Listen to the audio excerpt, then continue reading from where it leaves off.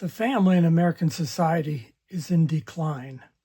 I am Stephen Thane, the political mechanic, and today I will show how the federal government has waged a war on the family for over 100 years by investing in government programs rather than investing in the capacity of the people. Here are some numbers I recently shared with a high school student to help us see this issue more clearly. In 1900, total government spending, that's local, state, and federal spending combined, was under 7% of the gross domestic product. The federal government was only about 2%.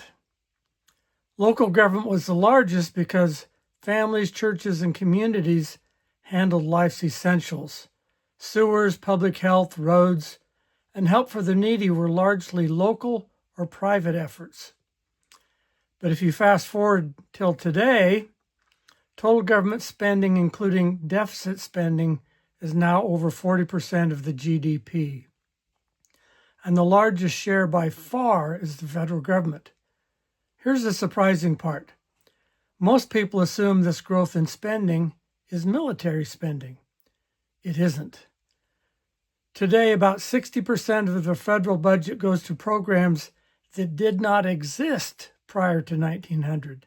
Social Security, Medicare, Medicaid, welfare and poverty programs, federal education spending, and Affordable Care Act subsidies.